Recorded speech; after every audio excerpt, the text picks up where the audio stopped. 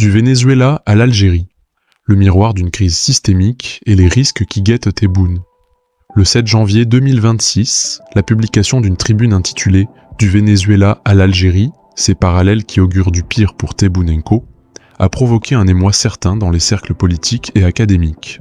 Signé par le journaliste Tariq Khattab dans le média Le 360.ma, l'article met en évidence des similarités troublantes entre deux pays séparés par des continents entiers, mais unis par des trajectoires politiques, économiques et sociétales qui convergent sur des failles structurelles profondes.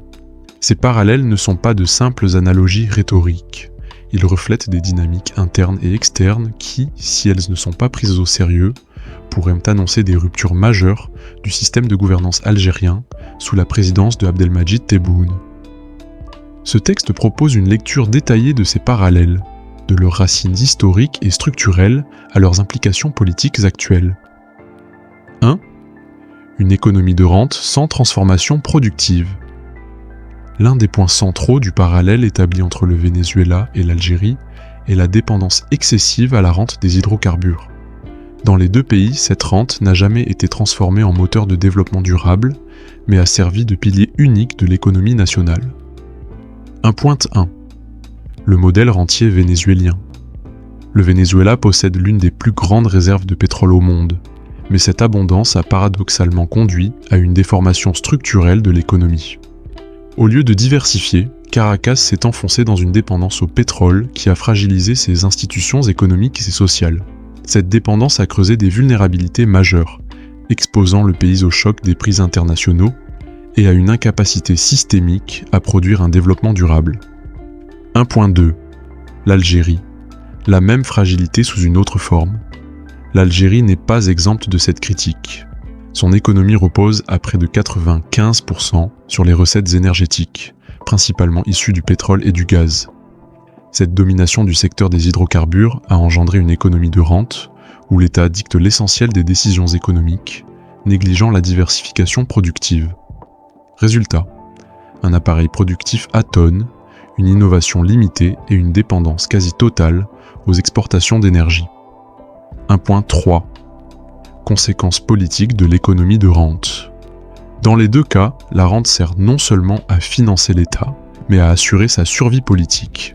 Elle remplace le contrat social traditionnel entre gouvernés et gouvernants en transformant la citoyenneté en relation de dépendance économique. Cette dynamique affaiblit les mécanismes de responsabilité démocratique et favorise la survie d'un système politique qui n'a plus besoin de légitimité populaire pour se perpétuer. Deuxième légitimité politique confisquée et déficit démocratique.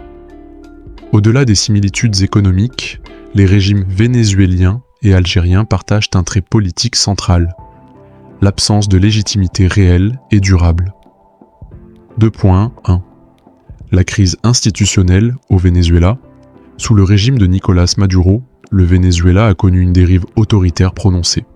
Les oppositions politiques ont été neutralisées, l'espace civique rétréci et les libertés fondamentales sévèrement restreintes. Les processus électoraux ont souvent été jugés non conformes aux normes internationales, et la politique ressemble davantage à une gestion du pouvoir qu'à une représentation de la volonté populaire. 2.2. L'Algérie et l'illusion démocratique. La situation algérienne était plus complexe. Sur le plan formel, Abdelmadjid Tebboune a été élu dans le cadre d'un processus reconnu par certains États. Cependant, un examen approfondi révèle des doutes persistants quant à la transparence et à l'expression libre de la volonté populaire. De nombreux observateurs estiment que le pouvoir effectif est détenu non par le civil élu, mais par des forces armées et des appareils sécuritaires qui gouvernent en coulisses. 2.3. Conséquence du déficit de légitimité. Un pouvoir qui manque de légitimité est souvent contraint à recourir à la contrainte, à la répression et à des structures parallèles de contrôle pour maintenir l'ordre. Cela alimente la défiance populaire, exacerbe les tensions sociales et freine l'émergence d'un débat démocratique réel. En d'autres termes, le régime devient autoréférentiel, se perpétuant au détriment de l'expression populaire. 3. Répression et réduction de l'espace public. L'un des traits les plus inquiétants parmi les similitudes identifiées est l'état dégradé des libertés publiques. 3.1. L'exemple vénézuélien. Le Venezuela a illustré cette dérive par une répression systématique des droits civils et politiques.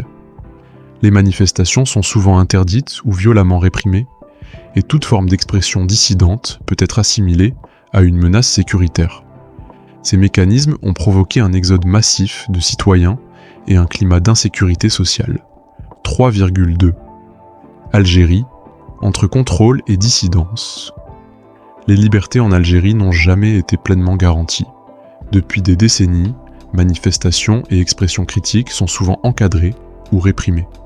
Le mouvement du Hirak de 2019 a été un moment décisif, un vaste mouvement de contestation populaire qui a contraint le système à faire des concessions symboliques, sans toutefois remettre en question ses fondements.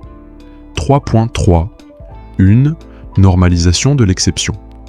Ce terme, utilisé par certains analystes pour décrire l'état des libertés en Algérie, traduit une situation où le contrôle et la restriction des droits sont devenus la norme plutôt qu'une déviation d'une règle démocratique. Cette normalisation érode progressivement les garanties institutionnelles et affaiblit la confiance des citoyens envers le système politique. 4. Diplomatie et isolement et recul de l'influence internationale. Un autre parallèle frappant concerne la posture internationale des deux pays, qui tentent de compenser leur déficit de légitimité intérieure par une diplomatie affirmée. 4.1. L'axe anti-occidental et ses fissures. Historiquement, l'Algérie et le Venezuela ont cherché à se positionner comme des voix fortes contre ce qu'ils perçoivent comme l'impérialisme occidental. Ils ont soutenu divers mouvements et régimes partageant une rhétorique similaire, consolidant ce qui a été appelé un front du refus. Pourtant, cet axe s'est progressivement disloqué, notamment avec l'affaiblissement de la Syrie, du Venezuela et les difficultés internes de l'Iran. 4.2. La diplomatie algérienne face aux événements récents. La chute et la capture du président vénézuélien Nicolás Maduro par des forces américaines en janvier 2026 ont révélé un silence assourdissant du côté algérien, signe d'un malaise et d'un repositionnement stratégique prudent. Aucun communiqué fort n'a été émis, ce qui laisse penser que le régime algérien tente de naviguer entre ses anciennes alliances et la nécessité de conserver des marges de manœuvre diplomatiques avec des puissances occidentales. 4.3. Perte d'influence et retrait des partenaires historiques. L'Algérie semble perdre du terrain, même auprès de partenaires traditionnels. Sur des dossiers aussi vitaux que le Sahara, la Russie, par exemple, n'a pas toujours agi comme un soutien ferme.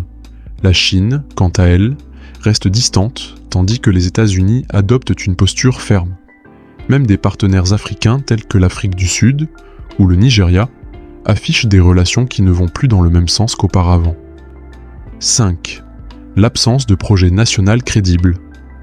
Un autre parallèle frappant entre les deux pays est l'absence de vision politique, économique et sociale mobilisatrice. 5.1. Venezuela. Projet en manque d'horizon. Le Venezuela n'a jamais réussi à combiner sa rente pétrolière avec un véritable projet de transformation économique et sociale. Malgré les discours révolutionnaires, la réalité quotidienne des citoyens reste marquée par l'inflation, les pénuries et le désarroi.